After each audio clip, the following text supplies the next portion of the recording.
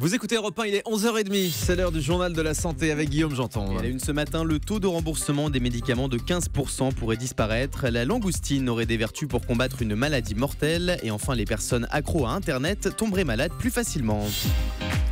Allez, on commence avec le taux de remboursement des médicaments de 15% qui pourrait disparaître. Selon le journal Les Échos, des propositions choc vont bientôt atterrir sur le bureau de Marisol Touraine, la ministre de la Santé. Parmi elles, un taux unique de remboursement des médicaments.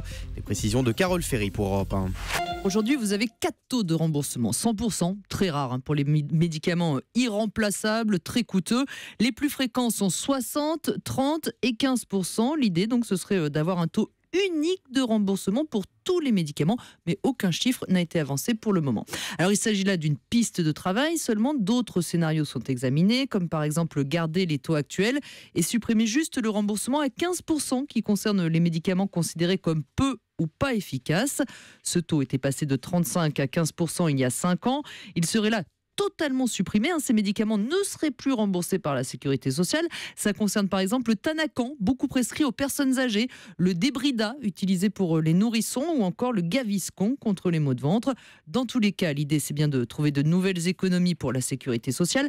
Mais attention, je le répète, ce sont des pistes d'étape. Le groupe de travail qui les rédige doit se revoir le 8 septembre pour affiner ses propositions. Ces pistes seront ensuite remises à la ministre de la Santé, Marisol Touraine, qui aura la responsabilité de trancher.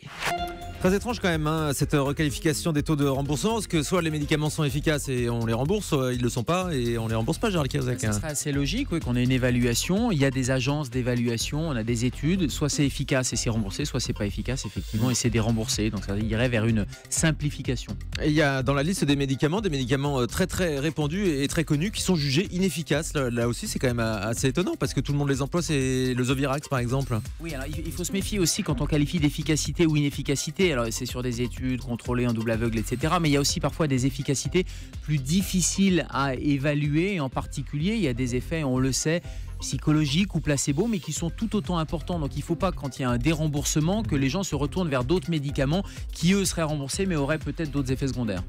L'OMS annonce que le virus Ebola pourrait être vaincu en 2016. Selon Margaret Chan, la chef de l'Organisation mondiale de la santé, la Guinée, le Libéria et la Sierra Leone, les 3 pays les plus frappés par Ebola, pourraient être totalement exempts de ce virus d'ici quelques mois, à condition que tous les efforts déployés sur le plan international se poursuivent. Depuis 2013, cette maladie grave a fait près de 11 300 morts. La langoustine aurait des vertus pour combattre une maladie mortelle. La langoustine pourrait-elle sauver des centaines de milliers de personnes dans le monde ? C'est la question que se pose le Parisien ce matin. Le centre de recherche biomédicale sénégalais Espoir pour la santé travaille actuellement à la réintroduction des langoustines dans les fleuves africains pour lutter contre la bilharziose, une maladie mortelle provoquée par un ver parasite. Les larves de ce dangereux ver se multiplient dans des escargots d'eau douce dont raffole le crustacé. Depuis que les chercheurs ont lâché un grand nombre de langoustines dans une rivière dans un village au Sénégal, une diminution de 50% des personnes contaminées par cette maladie a été constatée. La bilharziose provoque 300 000 décès par an. Au Congo, la rougeole fait des ravages. Selon l'ONU, 315 personnes ont péri en 2015 à cause de la rougeole dans la région du Katanga, en République démocratique du Congo. Un rapport publié cette semaine explique que l'épidémie ne fait qu'empirer et gagner du terrain dans cette province. Le Bureau de la coordination des affaires humanitaires estime quant à lui que plus de 2 millions d'euros sont nécessaires pour organiser une campagne de vaccination et traiter ainsi les 20 000 personnes infectées.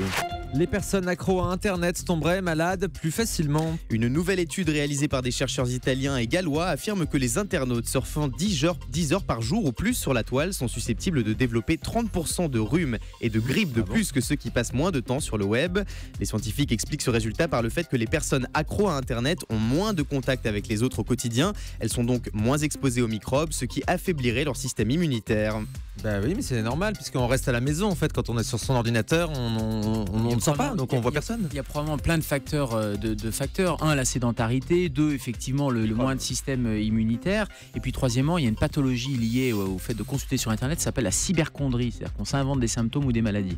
Ah oui, ça existe comme les hypochondriaques, c'est la cyberchondrie. C'est-à-dire qu'à force d'aller chercher pour tous les petits symptômes, etc., on arrive à se déclencher peut-être de manière un peu psychosomatique. Ça a été là aussi largement étudié. Oui, et c'est vraiment pas à conseiller parce que parfois on n'a rien du tout et en allant consulter les forums, on a l'impression d'avoir une très grave maladie. Si vous tapez maux de tête et cancer, eh bien il y a le cancer du cerveau qui va sortir. Exactement. Alors que c'est une cause extrêmement rare.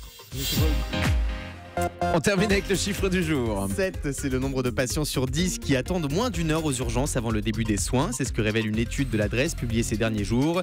Et les services d'urgence seraient encore plus rapides pour les patients dont l'état est jugé grave. Ils seraient 87% à être pris en charge dans l'heure qui suit leur arrivée. Donc ça, ce sont les résultats d'une étude. Et puis il y a la réalité, Gérald Kierzak aussi. Non, mais c'est surtout qu'il faut regarder ce qui a été mesuré dans cette étude de l'adresse que j'ai regardé attentivement. En fait, c'est le moment où vous arrivez, le moment où vous êtes enregistré, c'est-à-dire qu'on prend votre nom, votre prénom, votre numéro de sécu. Ça, c'est moins de 5 minutes et heureusement. Et ensuite, c'est le contact avec l'infirmière d'accueil et d'orientation qui est là pour vous trier en termes de gravité. Et ça, heureusement, là aussi, c'est dans les quelques minutes. Après, le problème, c'est avec le contact médical, le diagnostic et surtout trouver le lit d'hospitalisation. Et ça, c'est parfois plusieurs, minutes ou plusieurs dizaines de minutes, voire plusieurs heures.